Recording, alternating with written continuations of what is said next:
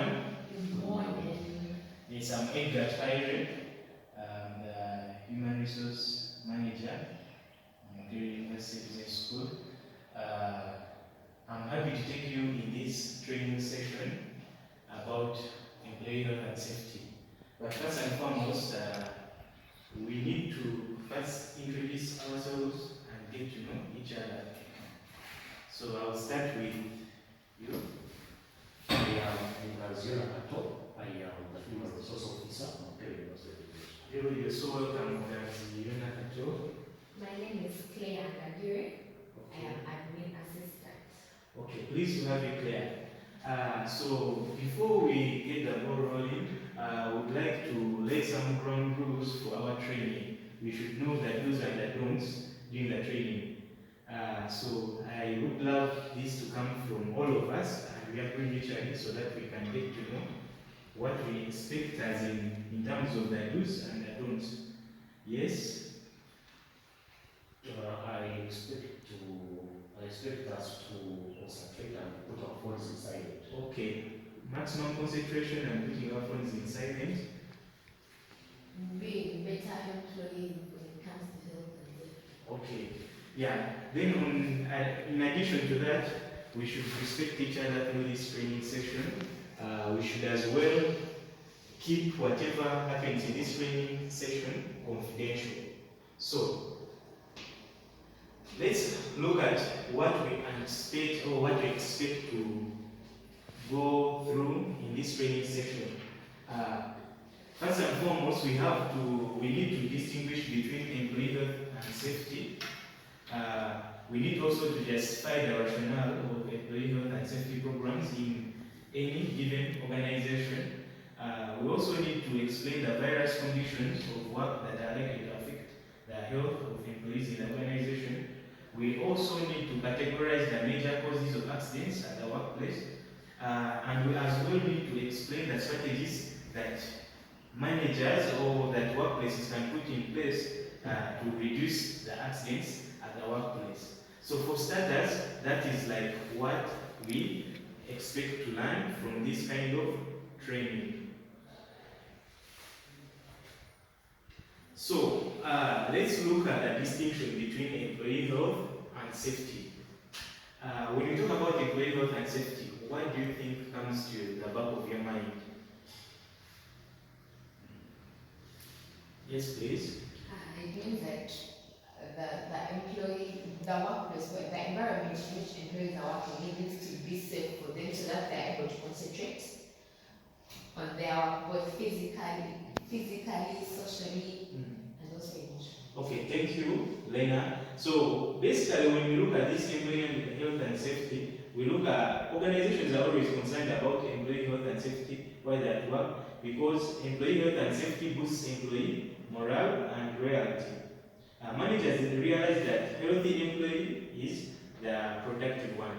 When employees are not healthy, then they won't be productive at all. They will be there, they will be dormant, and they will be absent. They will start coming up with some funny habits. So employee health refers to the physical, social, psychological well-being of the employees.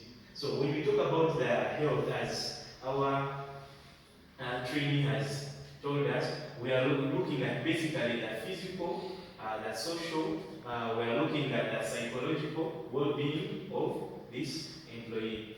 Then when we talk about safety, yes, Kato, what comes about of your mind when you talk about safety of the employees at the workplace? What comes into my mind is the state or the condition of being protected from potential danger. Okay, thank you, Kato.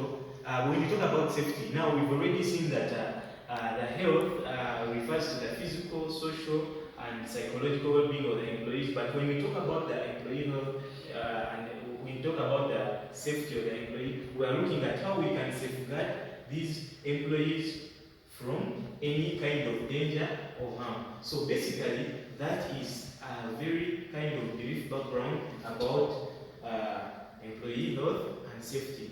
So From this, we can get to know, from this kind of background and introduction, we can get to know why we really need this employee health and safety in the workplace. So let's look at the rationale, the reasons why we need the employee health and safety at the workplace.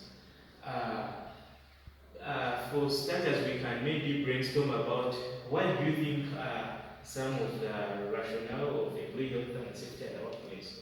Protect the organization from lawsuits. Yes, thank you.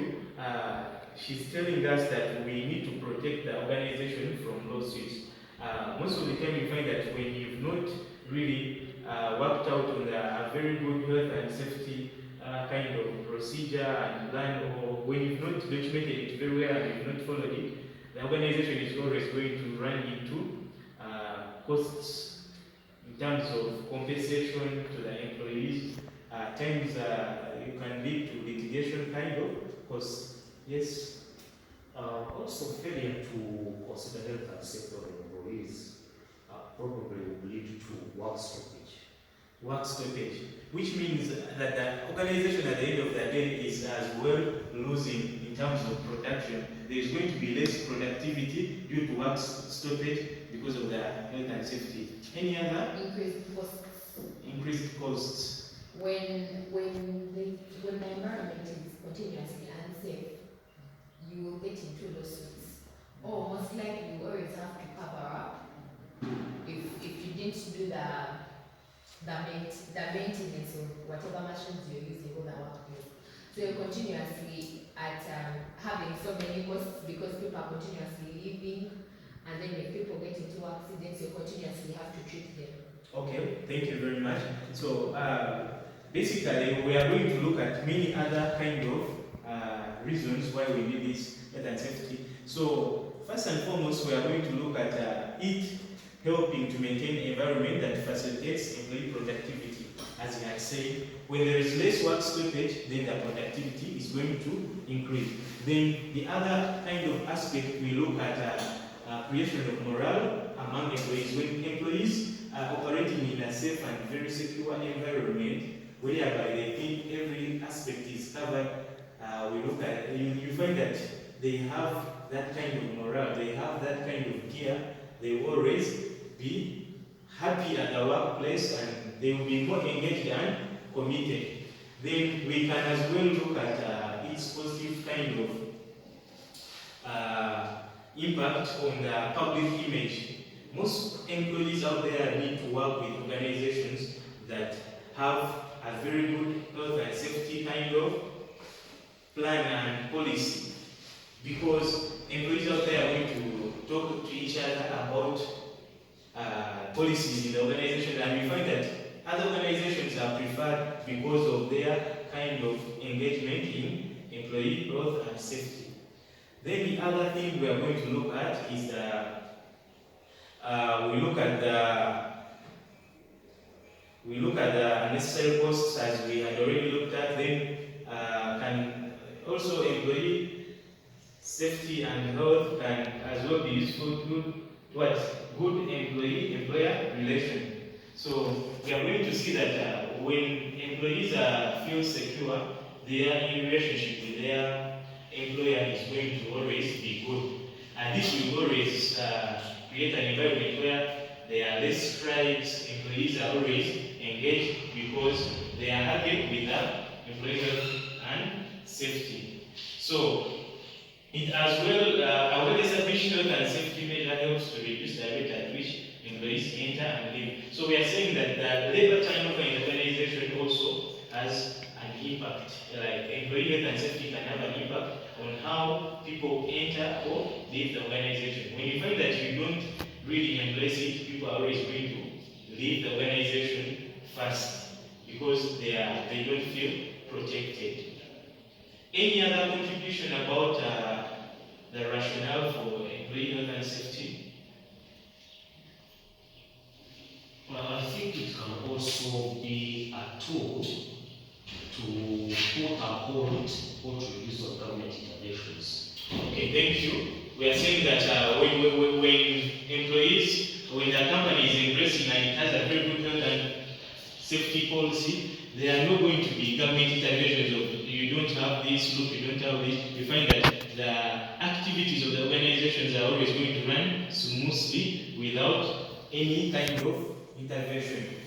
So that marks the second kind of learning outcome. We've looked at what employee health and safety is, and we as well looked at why we need this employee health and safety in the organization. So we are going to go to our third learning outcome, which is going to look at the conditions of work that are likely to affect health of the employees in the organization. So we really know that there are several conditions out there that can have an impact on the health of the employees in the organization. So conditions of what these conditions, we are just going to categorize them into the physical, chemical, biological, temporal, and psychological. So when we talk about the physical condition, what do you think are some of these physical conditions that we are looking at? I would say physical conditions point to the physical or the actual environment in which we operate. The physical or actual environment in which we operate. Thank you. And what are some of those physical actual environments we operate in? What are some of the examples? Illumination or lighting.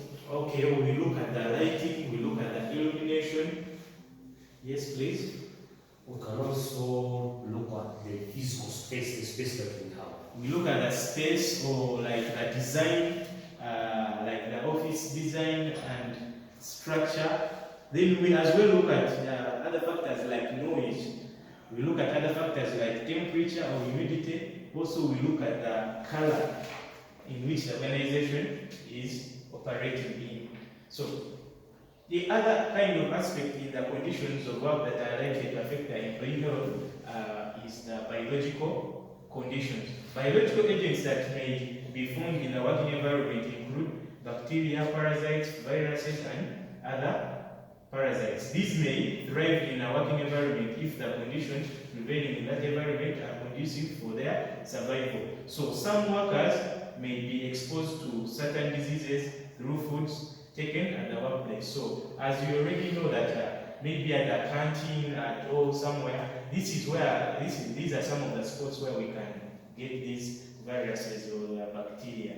Maybe from the food we eat, from the drinks we take from wherever we take them. Then the other kind of condition is a chemical condition. In many organizations, workers handle potential dangerous toxic substances in the course of doing their work. That is the degree of risk of handling any substance. So take an example of the smoke that is coming out of the machinery, and or if you're handling a very kind of fragile and kind of thing of chemicals, let's say acid or what. So we also need to have it at the back of our mind that when it comes to the employee safety, there is also this kind of bit, and we can look at how we can protect our employees. Then we also have temporal conditions. These can be described in terms of hours and rest pauses, whereby we look at maybe the flexible working hours, because some people can just be working tirelessly and you find that they are overstrained. So when we look at that kind of aspect, we are going to look at things like rest pauses. We find that we have like alternative work arrangements whereby some people can choose to work from home or virtually. We can look at how we blend in like the virtual kind of working with the physical working at the workplace.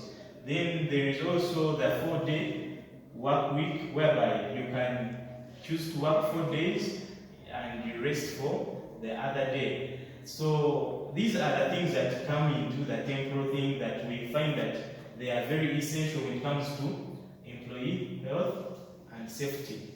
Then the other conditions are psychological. So when you talk about psychological conditions, what do you have to say about psychological? Anything about psychological conditions? I would say these are basically factors that relate to the nature of the job and how those very factors impact on the performance of the employees. how those very factors impact the performance of the employees. Yes? Thank you. Psychological, I think these are related to someone's mind. Simply because certain things are happening. For example, if you're stressed at work or if you're continuously doing the same thing, you're going to get bored. Okay. Or if the work is very stressful, continuously you get depressed or you get anxious. Okay. Thank you. So that marks the end of our third learning outcome. It's about the working conditions of the employees at the workplace. So we have that other bit of this was about the health of the employees. So we have about a bit about employee safety. So every employer is required to prepare and keep an up-to-date written statement of a safety policy. Employee safety programs are vital components of human resource management. So managers are concerned about employee safety because they realize that safety makes an employee more productive, as we had earlier said at the beginning of our session. So when an employee feels that they are safe at the workplace, also their kind of engagement, commitment, and productivity increases. So this takes us to our fourth kind of learning outcome, which is going to be about accidents. So we've already looked at the health at the workplace, we've looked at the safety at the workplace. So we really need now to know what are those major causes of accidents at the workplace. So, yes, can anyone give us any kind of cause of accidents at the workplace? Sorry? Poor lighting or illumination. Poor lighting. If people cannot actually see what they are dealing with, mostly let's say it's a setting of a hospital, most likely accident will occur, or in a manufacturing company. They are able to see what machines or where to switch on. Accidents arise. Okay, thank you. Anything to say about the causes of accidents at all? The other cause of accidents at workplace can be abuse, where you find some people coming to work when they're actually drunk. Yes, so we are looking at the recklessness of the employee being drunk and coming. Maybe you want to operate that kind of machinery, but you find that you're not in your positive or sober state to operate the machine. So at the end of it all, you might end up getting an accident or making accidents at the workplace. So we have the physical environment. This may have modern technology. You find that maybe a new technology has been introduced at the workplace and employees are not yet well trained about how to use it. So this might cause accidents in the first place because people are not yet familiar with this kind of technology. Then we have also hours of work. When employees tirelessly work, you find that they are prone to having accidents because they are already tired, and you find that they cannot control themselves anymore. So that's why you find that we have standard hours of work. Most of the required organizations work 8 hours and 40 hours a week. So that means that in the 8 hours there are also rest pauses. So if someone works for more than 15 hours or 12, you find that they are prone to accidents. Then we also have temperature when you're working in a place which is like having high temperatures or low temperatures. Employees might end up sleeping away from their kind of work and making mistakes which can lead to accidents. Then we also have the equipment design, whereby we look at the layout of the equipment. If they are properly laid out, accidents can be avoided. But when you find that the equipment in its kind of layout and design has a fault, you find that accidents are going to take place. Then we also have a lack of maintenance of machinery. A machine has overworked for some time, and you find that the technical team has not repaired it very well. So it can also lead to cause of accident. Then we also have like the work overload and many other things. Do you have any questions about yes? Okay. Okay, so those were the physical environments. So we also have other personal human factors, as our brother had said. Maybe drug abuse, like someone comes when they noting that they are sober state. We also have health status, whereby you find someone's health is not in a very good kind of condition. Then we also have fatigue, which comes as a result of being very tired. We have cognitive ability, and then we have workplace. So that marks the end of the major causes of accidents in the workplace. So let's look at the strategies. So as managers in your kind of line of profession, you say you are a human resource officer, you say you are an administrator. So what are some of those strategies you think we need to put in place so that we reduce these accidents? An open door policy. Yeah, the company should have an open door policy. Therefore, that means if we're going to adopt an open door policy, we will need to look at the workplace design. That we have more open offices than the closed offices, so that people feel free to interact with each other and also their bosses. So then, Okay, thank you. We can also record or track accidents as to when and how they happen, so that by the end of some specific period of time, we involve a sequence, we identify a sequence of when they happen and what actually causes those accidents. For example, if we realize that people are getting accidents, people who have just joined are getting accidents, then at the back of our mind we can realize that maybe it is because of lack of training. So I think it is important to first of all record and follow up on accidents. Then at the end of the day we shall have a train that we can use to analyze what is causing the accidents. Okay, thank you very much. So we as well have, we need to form these health and safety committees which can always follow up on such kind of reports. We also need to recognize and we start awarding employees who are taking like lead in employee health and safety. Then also we need to provide protective gear to our employees so that we can really stop on the accidents, like we really reduce on the accidents and our employees feel more protected.